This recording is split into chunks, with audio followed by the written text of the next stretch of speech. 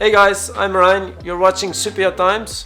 We recently published our market report, The State of Yachting 2021, and one of the most anticipated chapters is about superyacht ownership. So in today's episode we're going to look at where do superyacht owners come from, and we have a look at some of the most well-known yachts and their owners. If you want to find out more about yacht ownership, you can download our free market report at the link here under.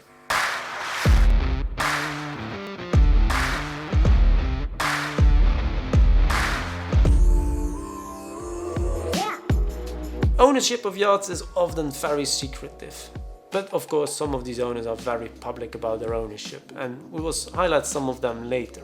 But first let's have a look at some of the statistics.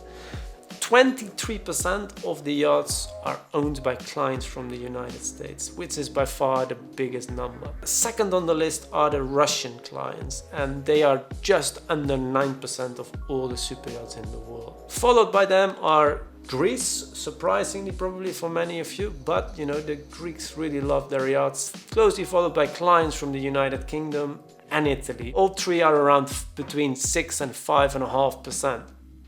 Besides looking at the percentage of ownership by nationalities, another interesting number is to look at the size of the yachts owned. If we look at the largest yachts in the world, then clients from the Middle East top the list. On average, their yachts have a length of 63 meters, which is around 207 feet. Second on the list are clients from Russia, which also own very large yachts, around 61 meters, 200 feet. If we look at the United States, which has the biggest share of ownership, we see a bit of a drop with 54 meters or 177 feet, still pretty large yachts. So now let's highlight some of the yachts. Let's start with the yachts owned by clients from the United States. First on our list is the 108 meter Bravo Eugenia. Delivered by Ocean Co in 2018, she was designed by Nuvolari Leonard with an interior by Raymond Langton. The owner of Bravo Eugenia is the owner of the Dallas Cowboys, Jerry Jones. One of the most anticipated launches of 2019 was Excellence, the 80-meter Abiking and Rasmussen, designed by Winch Design.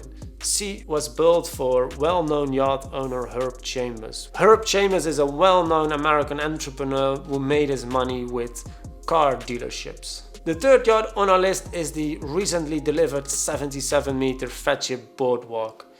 She has an owner who is very active on Instagram, Tilman Fertitta. He even posted pictures of his own yacht on his Instagram account, and you can follow him here. Now we move on to Russian owned yachts. First one is the 142 meter Nord. She's probably one of the most iconic yachts launched for a long time, with her unique bow design by Nuvolari and Leonard. Another very unique yacht is La Dacia, the 77-meter Sea Explorer yacht by Damen Yachting. Her owner, Oleg Tinkov, was very involved with the project, and recently she arrived in Kamchatka to do her first heli skiing charters. Another unique yacht on the list is the 68-meter Ragnar. With her ice-breaking capabilities, she is one of the few who can actually travel to all places on the world. Recently she was seen in Monaco and the Maldives, but hopefully we can bring you some footage of her soon in some other unique places around the world. To have a look at some of the Middle Eastern yachts, we of course need to look at some very large yachts. And first one is the 124 meter Katara. She was built by Lursen to a design of Aspen Oino and an interior by Alberto Pinto. Another Middle Eastern owned yacht is the 125 meter Mariah. She has kind of an interesting story because she was originally built as a Russian research vessel before she was converted in Greece to what she looks today. Her exterior lines are by H2 Yacht Design. The last yacht on our list today is a sailing yacht owned by a lady from Greece. Do you know which yacht I'm talking about? Of course, the 88 meter Maltese Falcon by Perini Navy. She was delivered by them in 2006 to the late Tom Perkins, and he put her up for sale around 2008 for 115 million euros. She was sold to Elena Ambrosiadou in 2009, and she still owns her today. I have been fortunate enough to have sailed on her multiple times at the Perini Cup, and I must say it's a truly unique experience. Speaking about female owners, I asked our intelligence team to check in SYTRQ if we have more of them, and they reported back to me there are at least more than 150 yachts owned by ladies, probably even more of the ones we don't know yet.